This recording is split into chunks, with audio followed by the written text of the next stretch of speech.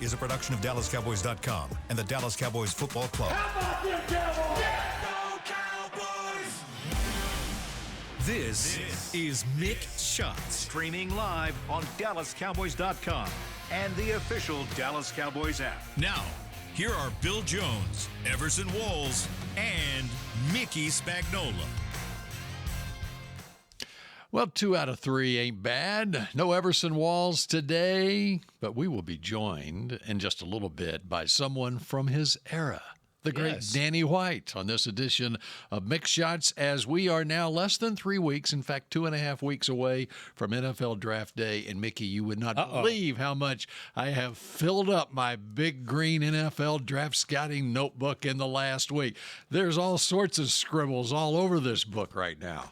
So do you have like 5 pages of potential backup quarterback sightings?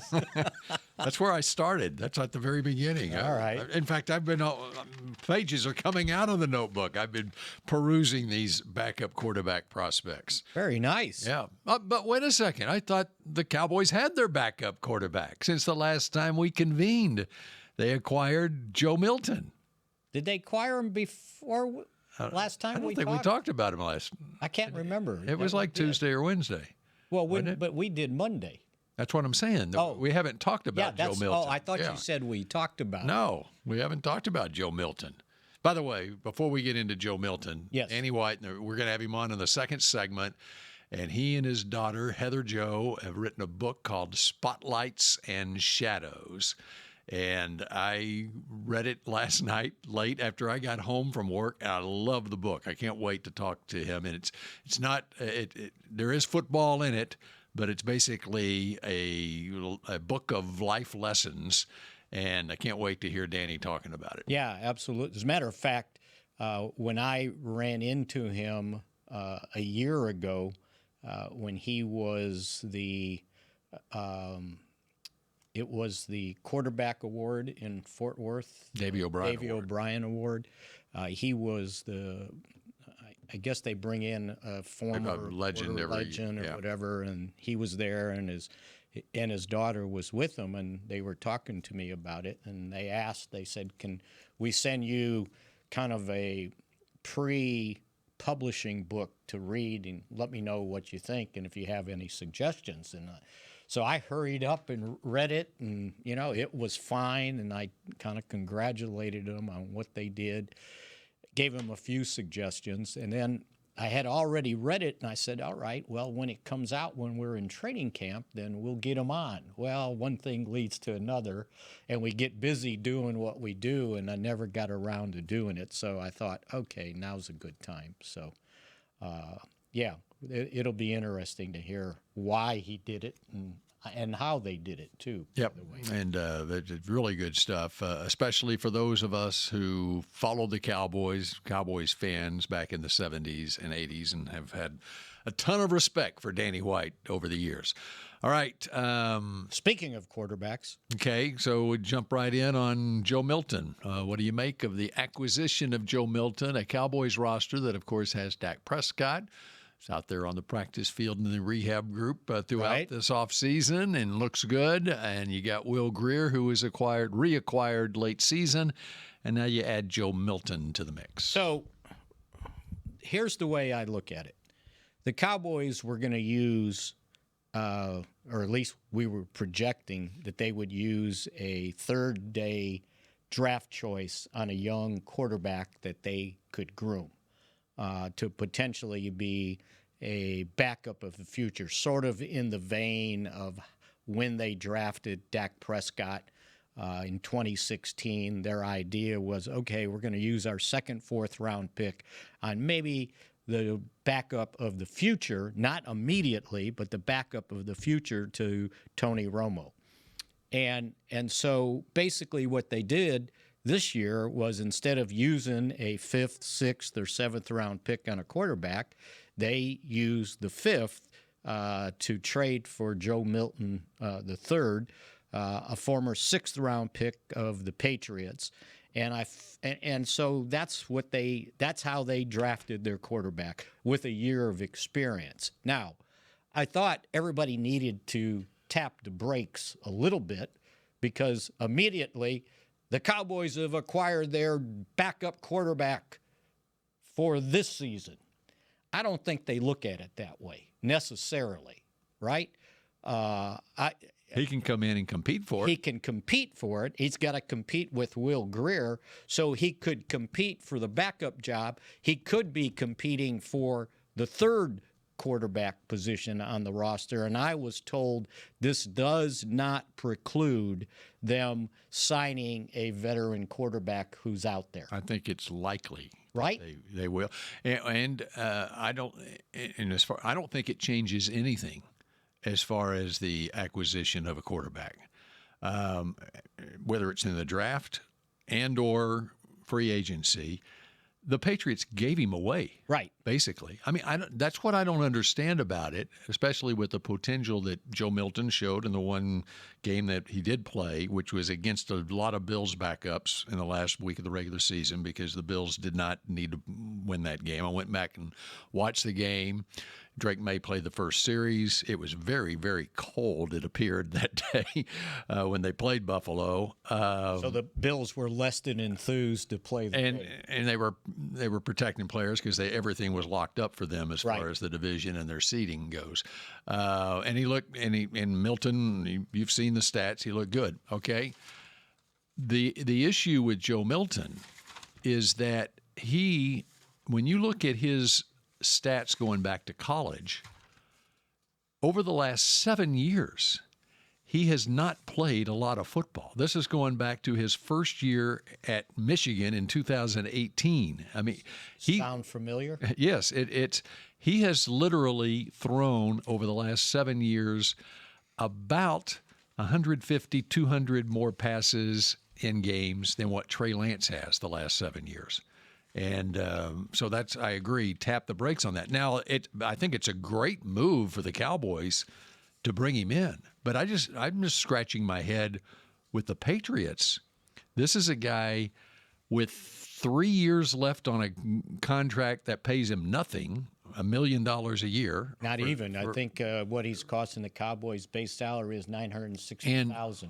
You're giving him up to move up 46 spots on the last half of the third day of the draft. You're giving him up to move up from number 217 to 171 because the Cowboys are getting the Patriots' first 7th round pick, as well as and the Cowboys are giving up a 5th. They're moving. The Cowboys are moving down 46 spots, right, and get Joe Milton. Yes. Well, that's a no-brainer.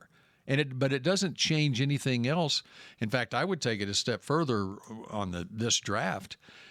And I think that the only way that the Cowboys would take a quarterback in the top 100 picks is if they trade down and pick up an extra pick. Right. Like trade down in the first round and pick up. Fourth at least. I'm saying you could, if you really like a quarterback who's still there, even in the second or third round, if you really like him, right, okay, and you think he can be an eventual starter 4 years from now for you, and in the meantime back up Dak Prescott, you can do that if you acquire another top 100 pick. Right.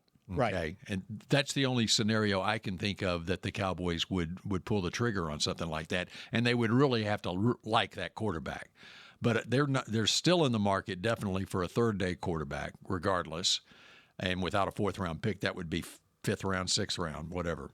But that's no knock on Joe Milton. I mean, the Patriots were giving him away. Right. And what the Patriots did, they have Drake May, obviously, but they signed Joshua Dobbs, who has a history with Mike Vrabel at Tennessee.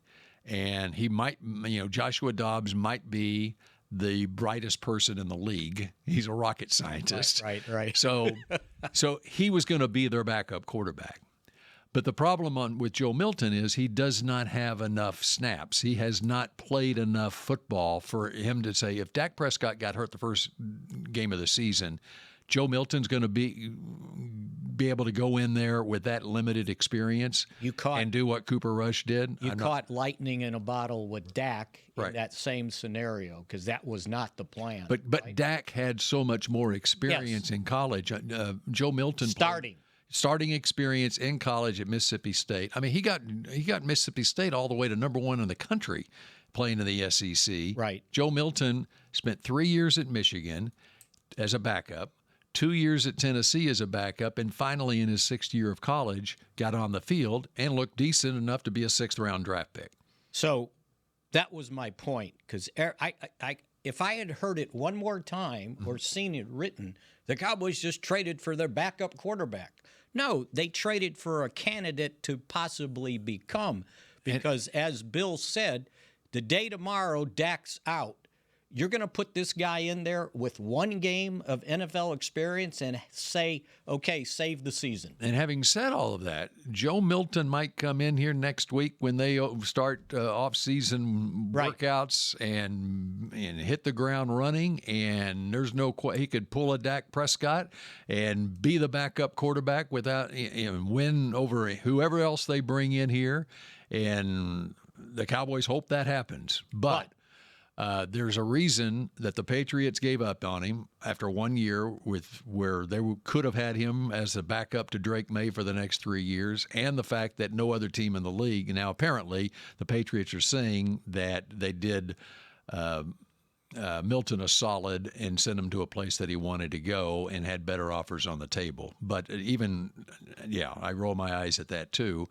But clearly, the market was not great for Joe Milton, looking at what the Patriots got back for him. You know, it was funny because when this happened, I made a list, like I think it was maybe on Thursday, of veteran quarterback guy that are backup types that were available still in free agency.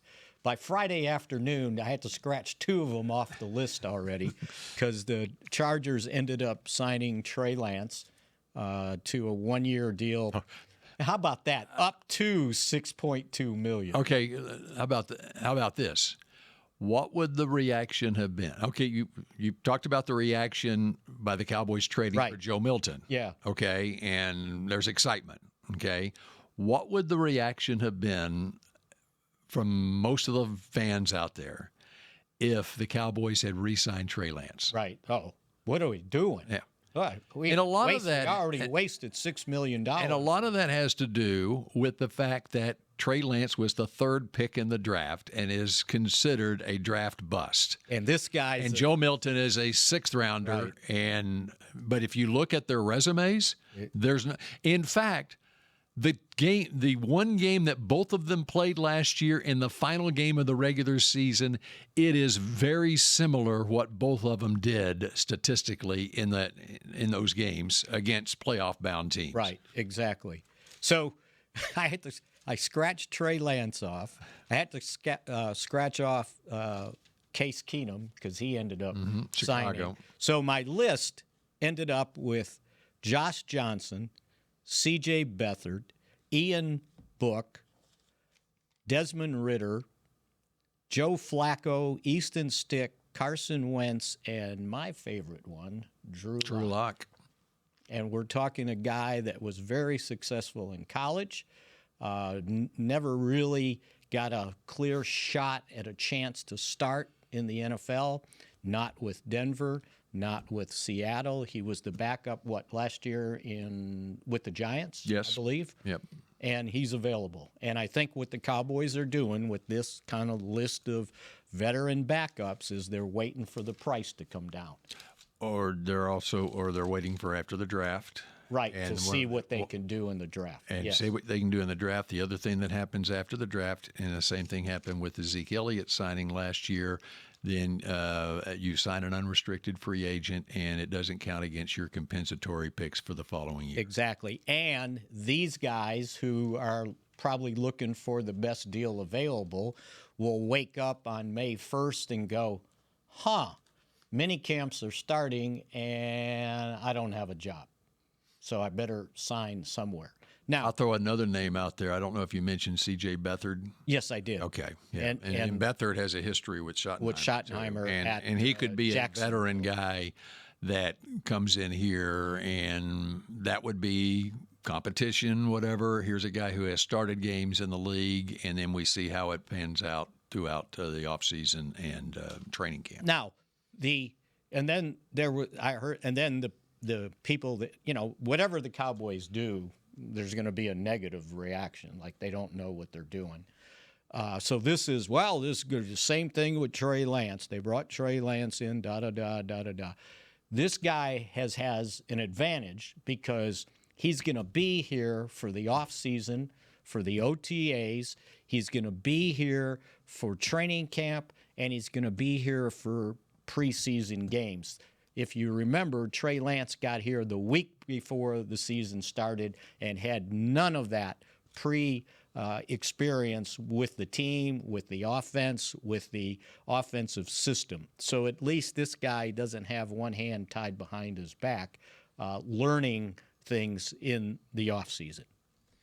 All right, very good. Now, what time was we're going to hear from Danny? Well, you're hoping to have about 11:20. Okay, all right. So we got take a break here. 4 minutes away. Anything else on your legal pad that you would like to get to? And again, the Cowboys are other teams in the league. If you have changed head coaches this year, today is the day you can start voluntary off-season workouts. Teams like the Bears, Patriots, a couple of other teams, I believe, are starting today. Cowboys are not starting that until next Monday. Right. The Jets are in there too, and whenever they end up starting. So looks like the Cowboys. So right now, if guys come in and want to rehab or do some strength and conditioning, they can do it with the strength and conditioning coaches, but the regular coaches can't have meetings or anything like that. You can make a phone call, I think. It seems like even though the Cowboys aren't starting theirs until next week, they officially starting it until next week, that the coaches should be able to have interaction starting today, even though they weren't on the list, because they do have a new head coach. Right. Yeah. And I'm not sure, we need to check into how that works. Are the Cowboys then extending into June, an extra week in June, their voluntary program, and that's why they're not starting a week early? I know the other thing that's happening behind the scenes here at the Star this week, I assume is happening, is there's a lot of draft meetings going on. Yeah. And because we're now 2.5 weeks out from that draft. And they had, I want to say, three days worth of 30 visits last week. That was a big week, and especially the end of the week and bleeding on into Saturday, of guys coming in here in Dallas Day. Dallas Day also. And there were some significant names that are being reported that came in for those visits. So, yeah, they were and they were busy on Saturday, too, by the way, with more visits taking place. And with the Cowboys looking for a veteran backup quarterback, maybe we'll ask Danny White if he has some interest. What you got left, buddy? And he will join us when we come back here on a Monday edition of Mick Shots. Cowboys football and Miller Lite. What a pairing. Can cracks at kickoff. Tailgates going way past postgame. Sunday night overtimes followed by Monday morning swagger. Brisket in the smoker. Miller Lite in the cooler. America's team playing America's greatest sport. Miller Lite, the only beer of the Dallas Cowboys. Dallas Cowboys football tastes like Miller time. Celebrate responsibly. 2023 Miller Brewing Company, Fort Worth, Texas. How do you tell the world about all the great gifts in the Yeti store? Let her rip, Troy. All right, folks, let's get started with the Yeti French Press. Enjoy coffee that stays hot for hours in a French press. 34 ounce for you, 6'4" for the cruise. The Yeti French Press. Hot mix waterproof bags. Bags waterproof. Submersible waterproof doubles. Waterproof bags. World's mostly water, so get a waterproof Yeti bag. Do I smell something cooking? Oh, new cast iron skillets made to be passed down like Mama's recipes. Take your steak, cornbread, cobbler's pot pie, and potatoes next oval with 3 sizes of Yeti cast iron skillets. Gear, gifts, and product experts. Visit the Yeti store on McKinney Street and at South Lake Town Square today. Hey, Cowboy fans, I'm Dak Prescott, quarterback of the Dallas Cowboys. But lately, I've been learning a new game, crypto. Sound confusing? Don't worry, even us pros were rookies in crypto once. That's why I trust blockchain.com. They make crypto easy. No confusing jargon, just the tools to help you win. Prescott keeps it, slides with a first down. Invest like your icons, where everyone is a rookie in crypto with blockchain.com. Perfect throw, my goodness. Wow, did he ever thread the needle? Visit blockchain.com/cowboys to get started. The Medal of Honor is our country's highest military award for valor in combat. More than 40 million individuals have served in the armed forces since the Civil War. Fewer than 4,000 have received the Medal of Honor. The National Medal of Honor Museum will be a place to preserve these legacies and inspire America. It's being built right next door to the Dallas Cowboys in Texas. Help us honor our country's greatest heroes. Learn more and get involved at mohmuseum.org. Back to Mick Shots. Cowboy fans, get ready for Draft Weekend presented by Miller Lite at the Star in Frisco. The action kicks off on Thursday, April 24th with the ultimate draft party, continues on Friday with Draft Hangout, and wraps up Saturday with the Draft Day 5K presented by Baylor Scott and White Health. 3 days of football, fun, and fan experience you won't want to miss. Visit DallasCowboys.com/draft for details. All right, we continue with Mick Shots, and we'll be joined by Danny White, former Cowboys great, here in just a moment. He's got a book out he wrote with his daughter, Heather Jo Kennedy, and the name is Spotlights and Shadows. And so we'll be joined by Danny here in just a moment. Anything on your legal pad there, Mickey, you want to get to before that? Well, I had some names that reportedly, since the Cowboys don't confirm visits, that came in for either the 30 visits or coming in or have come in for Dallas Day. When they bring guys in, and interesting that I see a bunch of running backs were going to come in for visits, and some of these guys are local guys like Ashton Genty. Damian Martinez is another local guy. Ollie Gordon, another local running back. And one of my favorite guys, Ohio State running back Quinshon Judkins. Mm-hmm. I think that this guy's got something. And I think when people ask me, what position do you think they'll draft? And I said, they've got so many choices between running back, wide receiver, defensive end, cornerback, that I think you look at the draft and say, okay, which of those positions has the least amount of depth in the draft? Because if I can get somebody that I need in the second round, then in the first round, unless this guy's just got the blinking light, I'll take the position that has the least amount of depth, because I probably can't get a good one in the second round. Okay, well, we started the show talking about the quarterback situation with this team. And, of course, Dak Prescott on the roster, Will Grier on the roster, Joe Milton acquired. Mickey Spagnola, I'm thinking the Cowboys need a veteran backup quarterback on this team. Right. And I think I would go to Arizona State University to acquire this backup quarterback. Let's see if there's anything left in the tank as the great Danny White joins us on Mick Shots. Danny, you got Bill Jones and Mickey here. For some reason, Everson didn't show up today for this podcast, but you'll take Everson's spot here. Danny, great to hear from you. Hey, I'm good. How you guys doing, Bill, Mickey? Good to be with you. Great to have you with us, Danny. And you got anything left in the tank? How about it? Come on, come out of retirement. Here you go. The mind is willing,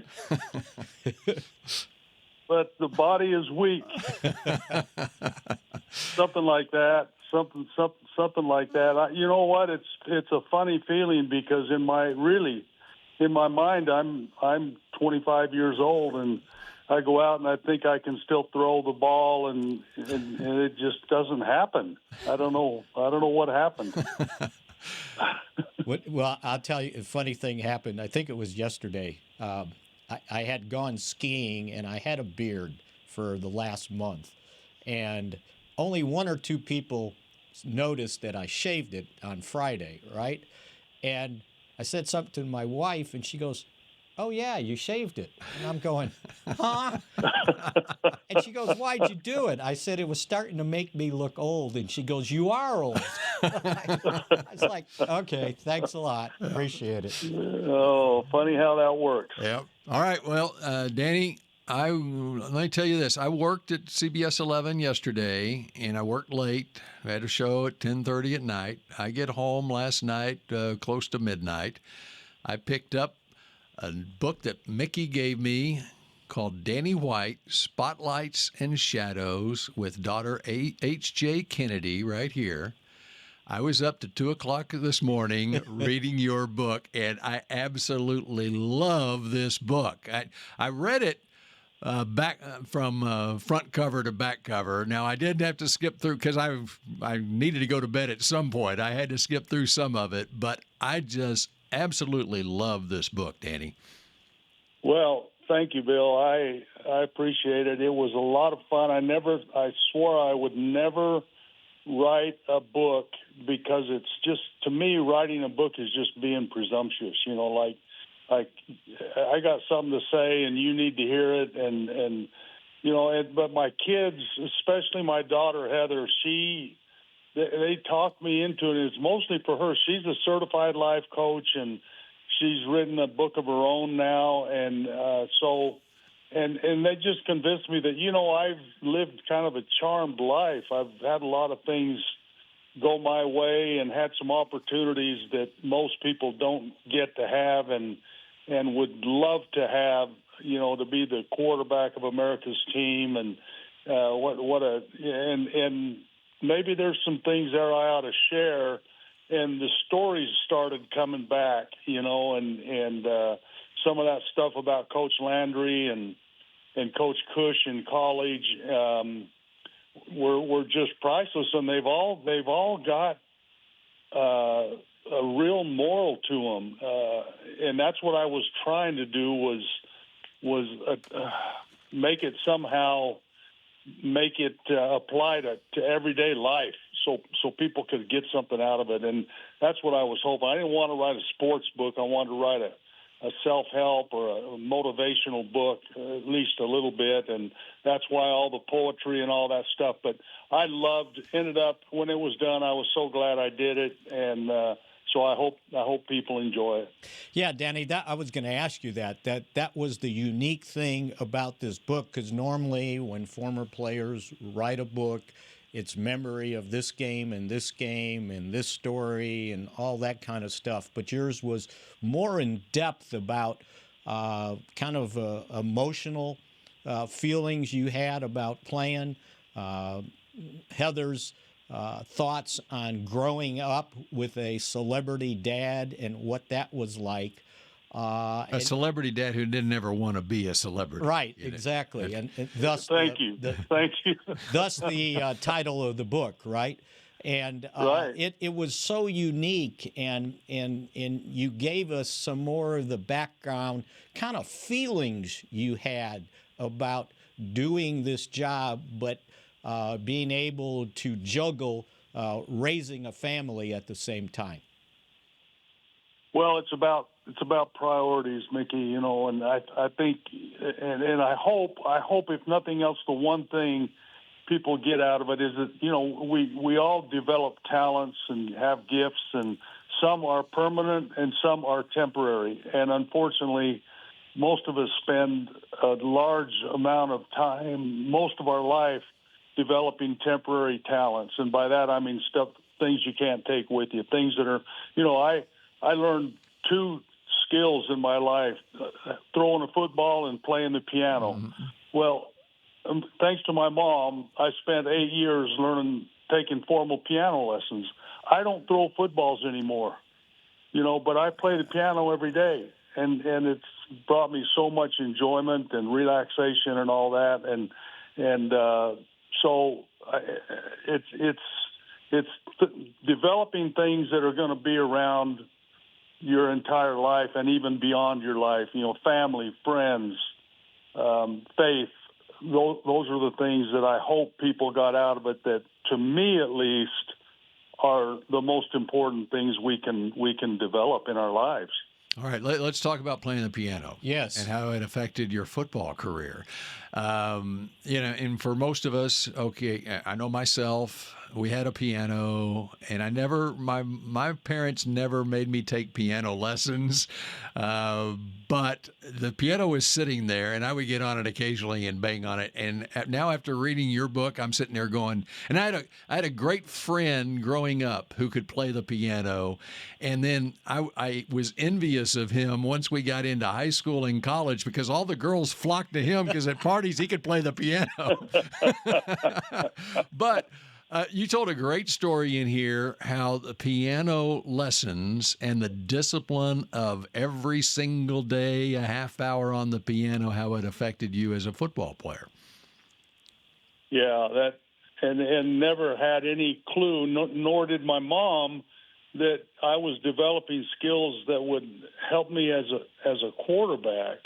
But the discipline of practicing every day, her coming out and getting me off the street a few times and dragging me in by the ear and slamming me down, practice the piano. But not only that, but then, I got to the Cowboys and Bob Ward sat me down in front of a computer and said, take this test. And it started flashing right hand, left foot, and I had these paddles and I had to hit them and see how many you can do in 30 seconds. And when I got done, he just was standing there with his mouth open. He said, do you happen to play the piano? And I said, well, yeah, I do. What's that got to do with this?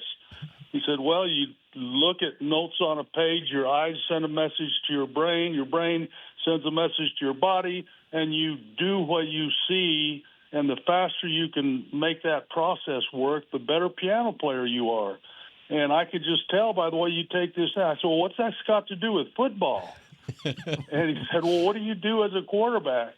You look down the field, you see an open receiver, your eyes send a message to your brain sends a message to your body, and you react to what you see. And the faster you can do that, the quicker you can get the ball to that receiver before the defense reacts, the better quarterback you are, And, man, I never, ever dreamed all those hours of knocking the ivory off of those keys was going to actually – but anybody that plays the piano will tell you that it is so true. You have to anticipate, and the quicker you can react to what you see, the better you are at both. And, that's one of the stories in the book, and it's so true. The Cowboys are looking for a quarterback in this draft. Maybe draft a quarterback.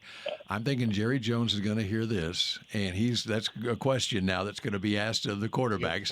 Can you play the piano? Well, yeah. And Bob said that to me. He said, I've found that players who play a musical instrument make better athletes. And, of course, Bob Ward was a deep thinker, and he went for stuff like that. But, if they have a piano in the quarterback room, I'm available. There you go. All right. So I thought I knew you awfully well. We spent a lot of time, especially these last, 10, 15 years when you were doing the Compass broadcasts for the Cowboys radio broadcast. So I didn't know about the piano playing, and I think I'd forgotten how good a baseball player you were. And how did you make that decision between, okay, I'm going to baseball or I'm going to football? And before you answer that question, for those who aren't aware of how strong a baseball program Bobby Winkles had at Arizona State, here are a few of the names that came out of the Arizona State baseball program in the 60s and 70s. Sal Bando, Rick Monday, Reggie Jackson, Larry Gura. Lenny Randall went to Arizona State. I didn't realize that. Eddie Bain was on a football scholarship. Yeah. Did he really? Okay. Yeah, so did Reggie. Yeah, that's right. And then it was probably shortly after your time. Floyd Bannister was there. Kenny Landreau, Bob Horner played there as well. I mean, that was a baseball factory. So now answer Mickey's question. Well, it's funny because baseball was my love growing up, and I got to ASU, and Bobby Winkles recruited me, and then he left my freshman year, and Jim Brock came in, and and a lot of things changed. I mean, I grew up going to all those baseball games and watching them sprint from home plate to the dugout when they struck out and sprint to first base if they walked. And, it was just so much fun watching those guys work the way they did. And that was part of the draw. But my baseball career just kind of took a nosedive. And my football career, I went from being one of 5 freshman quarterbacks, playing 1 year of quarterback in high school, and going there as a punter and a defensive back, to becoming the starting quarterback my sophomore year. And that is a long ways to go in a short period of time. And it was because of guys graduating, quitting, transferring, and really Frank Kush was stuck with me, and we had a great team. And and he told me before the first game, he said, White, all you got to do is get the ball from the center and give it to one of our guys without dropping it, and we'll be fine. And that was his pep talk, and I kind of made a career out of that, whether it was Woody Green and Benny Malone and Steve Holden or Tony Dorsett and Herschel Walker and Drew Pearson. And, I just always was surrounded by great talent. And so my football career just took off. We won the first 3 Fiesta Bowls. We led the nation in scoring and offense. And so my senior year, I didn't even play baseball. I tell the story in the book about striking out to make the last out of the College World Series. That's a story not many people know about until now.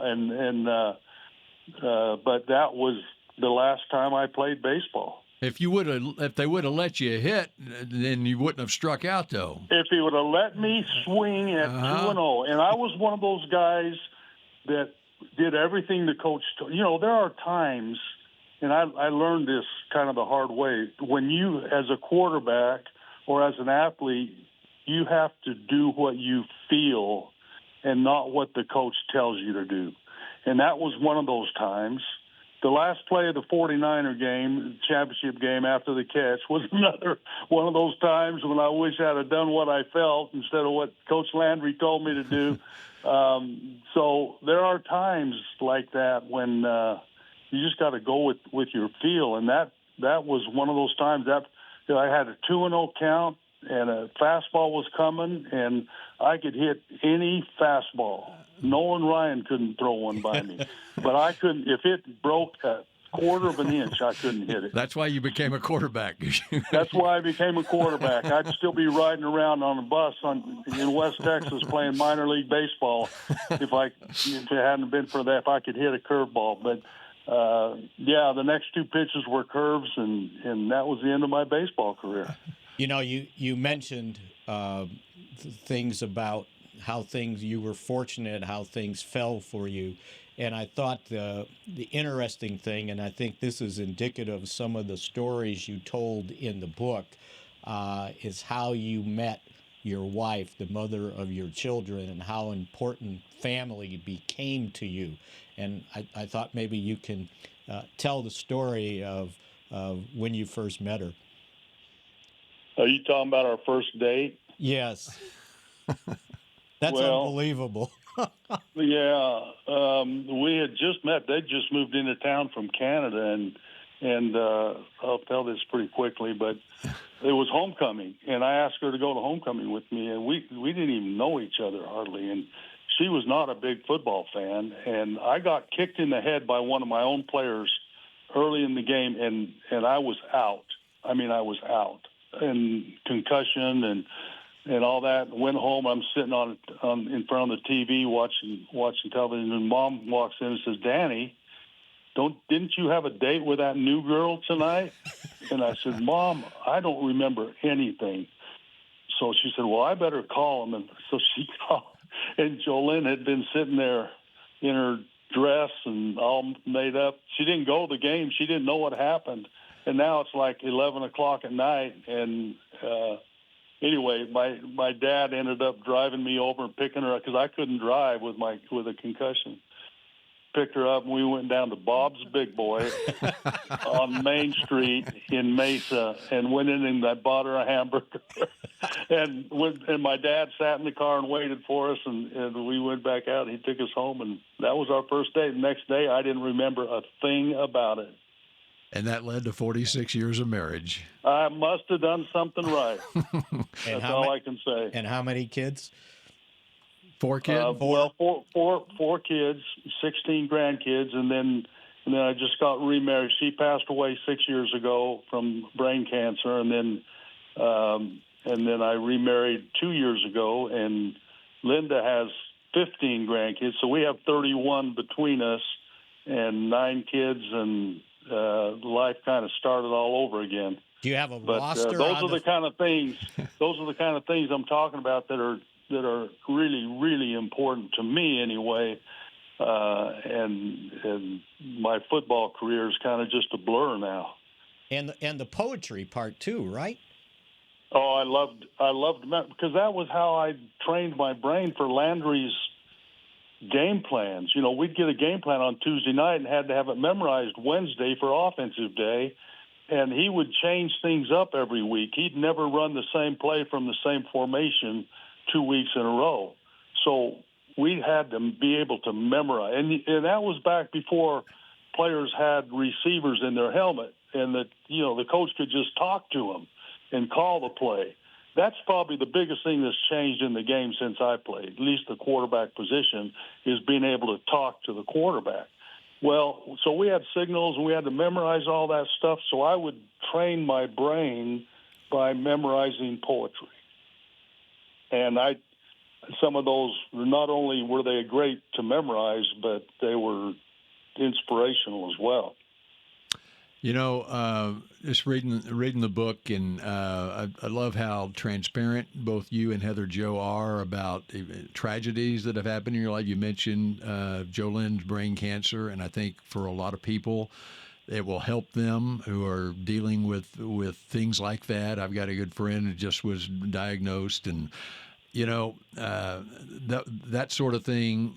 This book, I bring that up to say that this book goes far beyond football. There are so many life lessons, and one of the things I love, I have 3 daughters, coached them in basketball. Heather Joe told a story on page 126. She said, "My parents are my biggest ride and die. I was playing in a basketball game one time when I stole the ball, headed for a fast break. As my defender turned, I caught her foot on mine and took a good dive, cracking my head loud on the hardwood. The referees didn't stop the game, didn't even blow a whistle. Instead of attending to me, they were focused on the game. So in the middle of the game, my dad stormed the court. Words were exchanged, and he was asked to exit the gym. Your biggest fan should be concerned about one thing, you.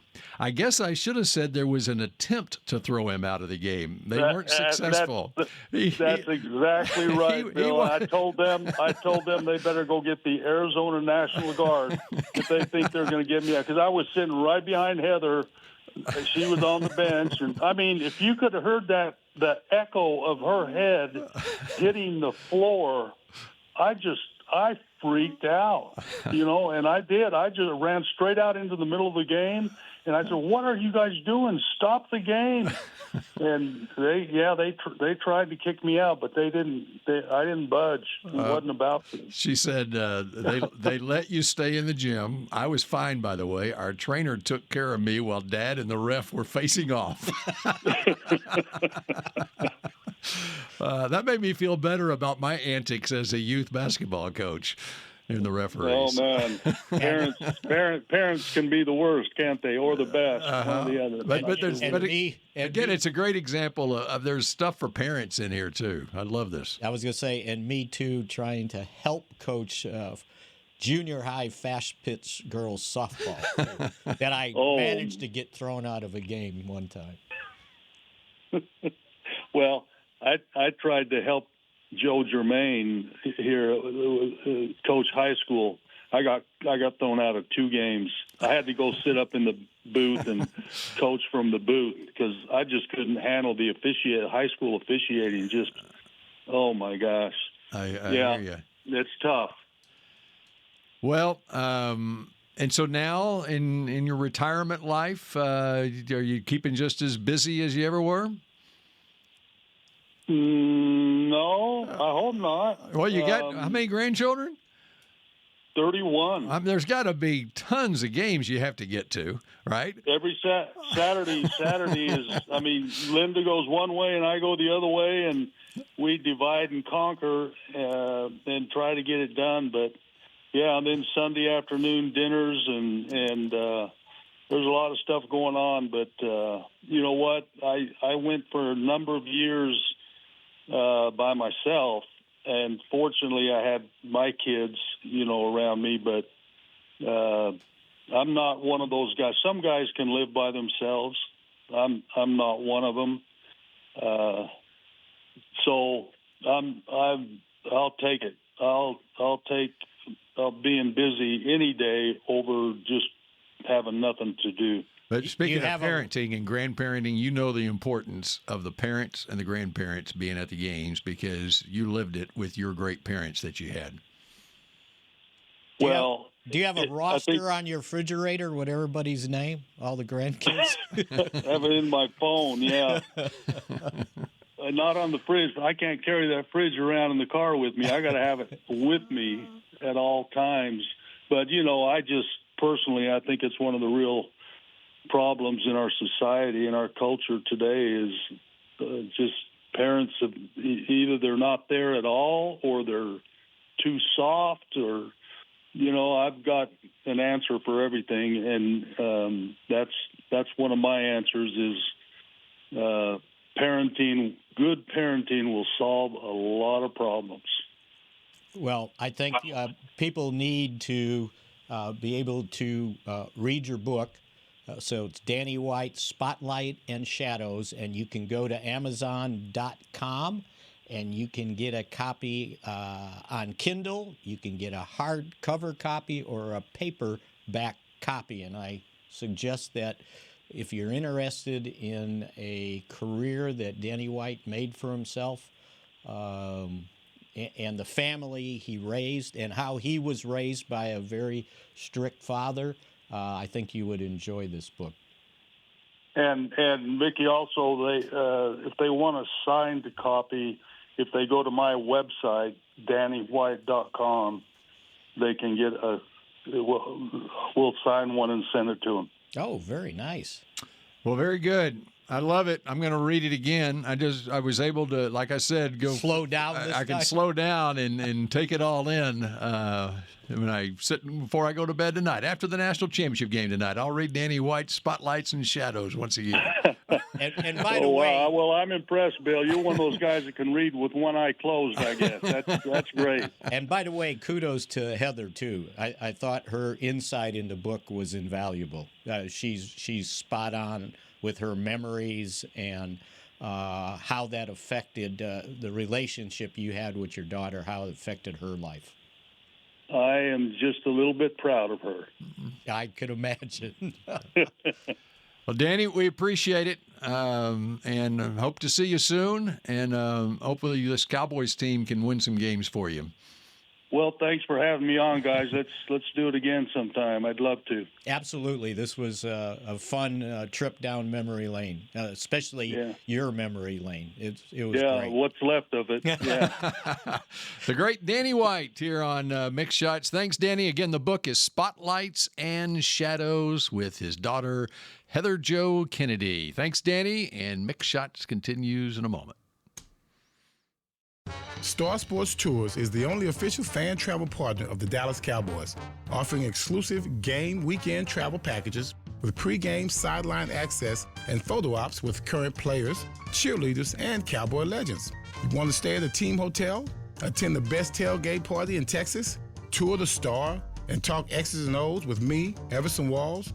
With Star Sports Tours, you can. Visit cowboystravel.com to book your travel package today.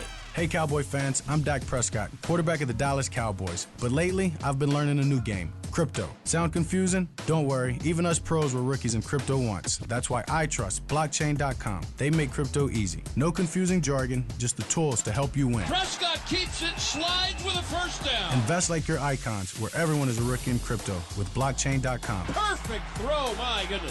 Wow, did he ever thread the needle. Visit blockchain.com/Cowboys to get started.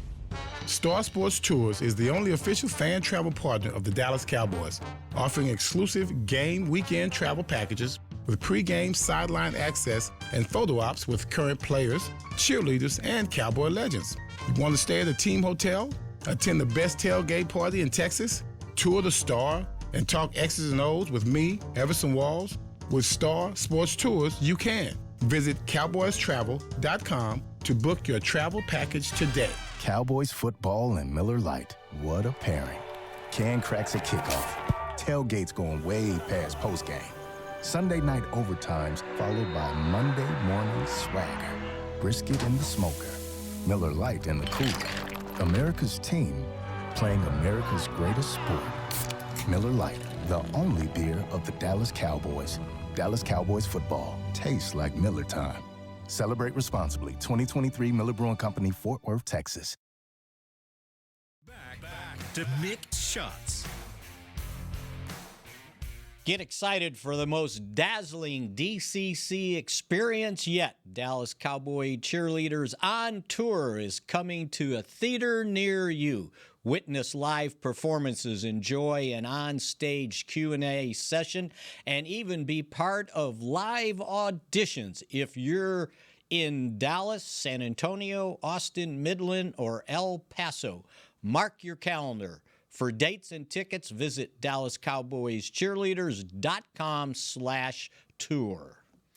All right, final segment here of Mick Shots. Got 9 minutes left. Great to have Danny White on, and I'm serious. That's make sure you, especially your Danny White fan, going back to when he was playing for the Cowboys. I think this book is well worth it. It gives you an insight into Danny the person and his family, and there are a lot of life lessons in that book. And he was right. He had a lot of fortunate things happen for him to end up being, the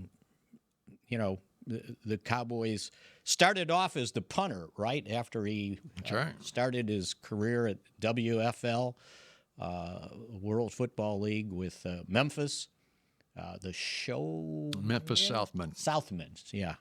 It was a weird name, but anyway, 2 years there, the league folded. The Cowboys had taken, and they knew he'd signed a personal services contract with the Southmen, and the Cowboys took a third round flyer on him, thinking that the WFL would eventually fold, which it did. And in '76, he came to the Cowboys. And how fortunate was he? By landing with the Cowboys, and as the backup quarterback that year, they had traded away Craig Morton, and Clint Longley was the backup, gets in the infamous fight in the locker room with Roger Staubach. He leaves, the Cowboys get rid of him, and suddenly Danny's the backup quarterback in 1976, and the punter too, by the way. That's right. All right, in our final few minutes, some things to talk about. Of course, the NFL annual meetings happened last week. Since we got together, they were in the middle of the meetings when we met. That's right. Last Monday. Right? The rules they've tabled. The tush push until May. I think they're going to be able to word that to where we're not going to see the tush push done the way. Well, what they need to do, and this was it's a simple fix. My thought was you just go back to the rule that was in the NFL through 2004, that there was no pushing players from behind, and that encompasses the running back going up the middle and 5 offensive linemen getting behind him, and all of a sudden it keeps going, and going. That's where it's dangerous. Somebody's going to get hurt doing that, and that would include the tush push. So it's not like I'm outlawing one team's play. And the Eagles or anyone else, they can line up like they've done the tush push. Right. You just can't put someone behind the quarterback pushing them forward. Right, exactly. That's all you have to do to change the rule. And whether it's the quarterback or any other spot on the field, you can't push a player forward. And I think that's what, and even Roger Goodell pointed that out. He brought up the other pushes that go on because the defense can't get pushed. It doesn't even have to be a penalty. Right. What you can do is it's almost like forward progress. A guy pushes from behind. That's where it's marked. That exactly. Plays over. That's where it's you run the next down from. And the other rule changes they did, I'm all for. Why would you have one rule for overtime in the playoffs and not have it during the regular season where each team gets a possession? So that passed. The touchbacks out to the 35-yard line, which will help. Be significant. Yes, and then giving more jurisdiction to the video replay assist from the official up in the booth. That all he has to do is see something's wrong and buzz down and say, hey, fix this. It doesn't have to be challenged. We don't need a replay. You either missed the call or you got the call wrong. And they expanded what that guy can do up in the basically the replay booth. All right. As I mentioned off the top of the show, I've been able to really start filling up my big green notebook looking at these prospects. Mm-hmm. And I actually love this time in my process because there's a certain – I've got so many other things I have to do. I'm not like the Brian Broadduses and Dane Bruglers of the world who can go ahead and do it a lot earlier. Bill's got a Kyle real Yeomans job. And all that. And so now's the time, and this is when I get really interested. And so I just – if I'm not staying up late reading Danny White's book, I'm staying up late looking at draft prospects. And just like on Friday afternoon, I'm going through these wide receivers, and I'm not going through the top-rung wide receivers. What options do the Cowboys have in the mid-rounds with wide receivers? And you have to know this stuff to know whether you have to take that Tep McMillan in the first round or Matthew Golden in the first round. Well, can you fill another position there? If all things being equal, if you're choosing between a wide receiver or a cornerback or a linebacker or whatever it might be, you got to know how deep the positions are throughout the draft. And so I'm going through on one page here. I got 4 wide receivers that are probably projected to be anywhere from 3rd to 5th round picks. I'm going, I like that guy. Mm-hmm. Oh, I like that guy. I mean, there's a bunch of guys that now. Can they, and I'm looking at guys who can eventually be number 2 receivers. Obviously, if you're looking for someone who can be a CeeDee Lamb, it's probably going to be a first-round pick. Now, there are occasions. Puka Nacua was a 5th-round pick and is now the number 1 receiver along with Devontae Adams with the Rams. You had Amon-Ra St. Brown, who was a 4th-round pick for the Lions, who emerged as a top-rung receiver. Stephon Diggs going back further. And so you can find guys like that. The percentages aren't with you, right? But you can find good quality receivers in the 3rd to 5th rounds. And it same goes for other positions. I mean, this draft, you've got a bunch of defensive linemen. You got a bunch of edge rushers that can be contributors. And really, the way I look at it is I'm looking at guys not so much for this year, although you want them to contribute their rookie year when you're talking about mid-round guys, but who are guys that can eventually be a starter in this league. They can fill a role right now, and then like what the Cowboys did 4 years ago, getting Osa Odigizua and Chauncey Golston. And Osa came on quicker than Golston did, but we saw what Golston was able to do this last year. There are a bunch of players like that you can get on the defensive line in the 3rd round. And that's what, especially that second day, the 2nd and 3rd round picks. And again, so I had asked you the question, the depth of those positions, which of those positions the Cowboys would be interested has the least amount of depth that you'd say you better get that guy in the first round. Well, and then where's the drop off? Right. And see, you look at the running back position, and it's a deep draft of good running backs. Okay. Now it's going to be interesting to see how quickly they start coming off the board because it's a deep draft of good running backs. Right. Yeah. However, I'm thinking that some of those running backs are so good that teams are going to think, well, I don't want to wait all the way to the fourth round. I got to get my guy in the second or third round otherwise, because we love these guys so much. Thanks to Saquon Barkley, by the way. Well, showing how important the running back can be. Yeah. And wide receivers, they might wait on wide receivers because you have – of those top 100 type players, or to say top 50 type players, you probably, for the first time, have in a while, you've got more running backs than wide receivers, probably that, or at least as many that fit into that mix. Where do cornerbacks fit in? I haven't dug deep enough into the depth of the cornerbacks yet, but I mean there are good cornerbacks, and one that the Cowboys need to really consider in the first round, who you looked at down in Austin, Jahdae Barron. And what I like about him as much as anything beyond what I see on film, he checks all the boxes as far as being a quality, high character, smart player who is, and barring injury, I think is going to have a long career. And the thing that stood out to me most, just listening to his interview afterwards, was his confidence. Mm-hmm. This is a confident guy. And if you're a cornerback, you better have that because you are going to get beat. So how do you respond to that? And think of the competition that he's gone up against, especially this year in the SEC and then in the college football playoff, not only this year, but also last year. He went up against those Oregon guys in the national semifinal last year, and Oregon had all those good wide receivers. This year going up against Ohio State. And so you have some real tape to look at against NFL quality players, and so you make a good judgment on someone like Barry. And a lot of that position seemingly is getting overlooked because you lose Jordan Lewis.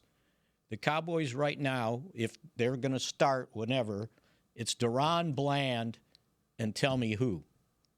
I know they traded for career Kyer Elam. Yeah. But this is a guy that, okay, he's a former high pick, but he hasn't really bled a drop in the league so far.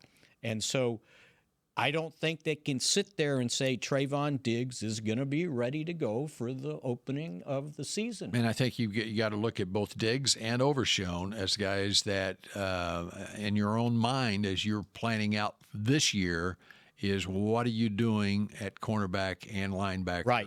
Because you cannot count on them being there the first half of the season. And I think for sure Overshown's he's not going to get back in time. He'll be on PUP to start the season. He'll be on PUP to start training camp. And Trayvon Diggs, we're going to see here in a little bit when they start their off-season program, is he here rehabbing? I see Dak every day. But I do think your first-round pick has to be a guy who can step on the field and play immediately. Absolutely. And start immediately.